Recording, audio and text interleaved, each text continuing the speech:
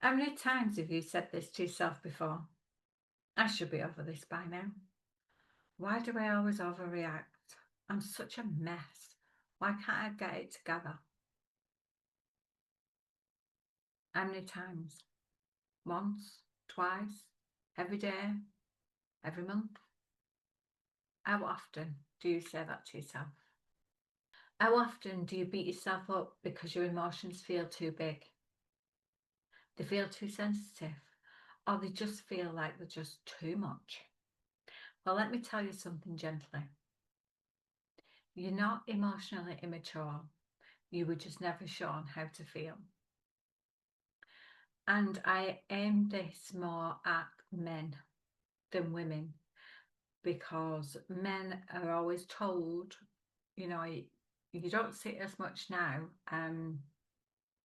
although it still does happen, but especially in films and things like that, older films, where you'll see somebody say to a man or a child, you know, a little boy, you need to just man up, you know, big boys don't cry, all that kind of stuff.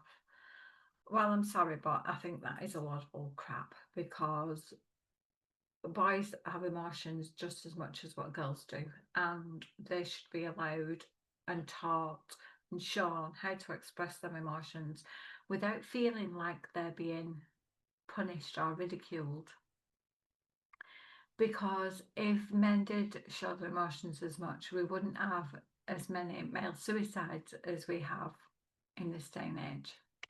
I'm Cheryl. I'm a therapist and life coach, and through my Heart to Heal method, I help people gently rewire their emotional world so they can stop feeling ashamed for simply being human.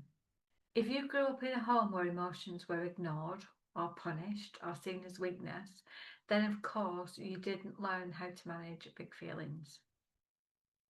You didn't have anyone to model it on.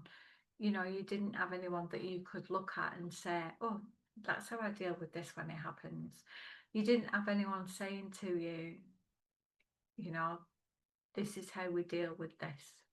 And it's okay for you to cry, and it's okay for you to get angry about it.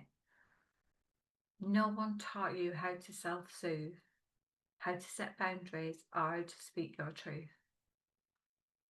And this is another one that happens. I've seen quite a few clients who have come from Muslim backgrounds, and they tend to, what I've found and what I've seen as a pattern is that emotions are not really expressed.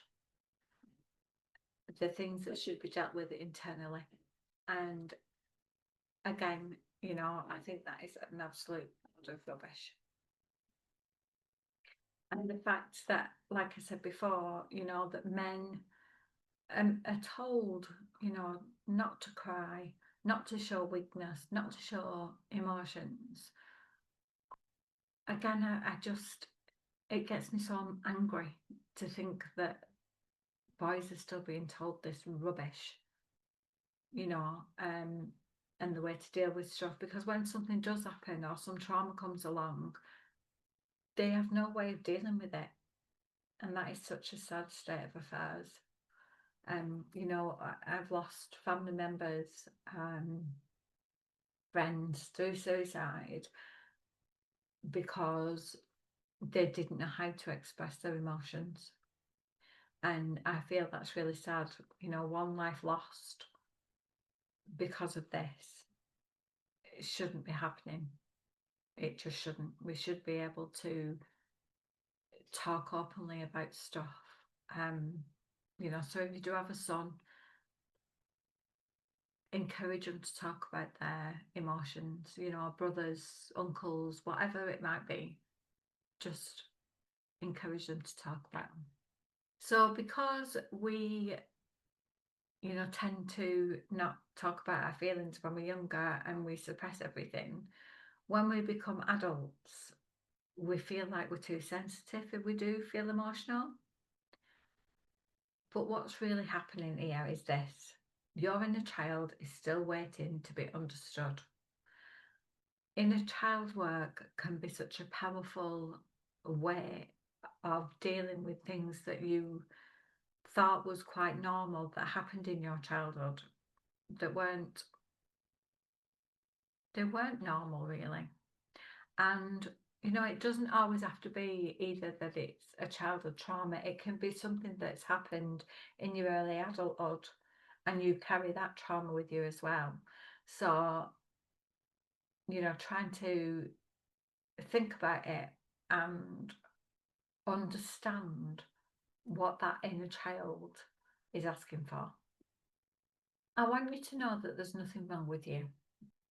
When you're going through all these different types of traumas and stuff, and things are going on, and you feel just a bit not really yourself, what you're doing now is you're learning emotional skills as an adult that most people were supposed to learn as a child.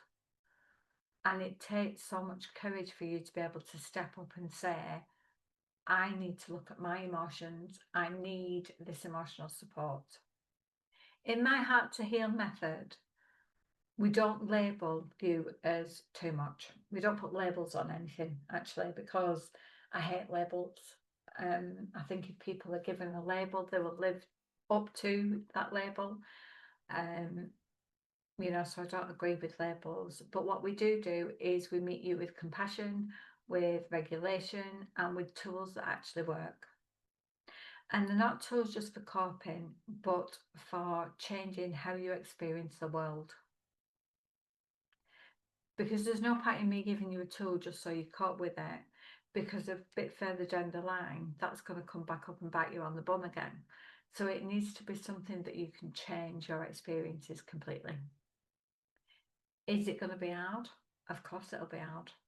But even though it will be hard, you will be supported. I'll hold you in a container that makes you feel safe, because I want you to feel safe to feel. I want everything to start to shift. I want you to stop reacting to stuff. I want you to start responding instead. And I want you to begin to trust yourself in a way that you never have before. You were never, ever emotionally immature. You were unparented emotionally. And that isn't me slagging your parents off. You could have had the best parents in the world. But if they don't show their emotions either, then you won't. It's really is that simple. But you can reparent yourself now, and you don't have to do it alone. I can do it there by your side. So if you do need any help, please get in touch. All the details are down below, and I look forward to helping you on your next part of your journey. That's it for me for today. I shall see you all again soon. Bye for now.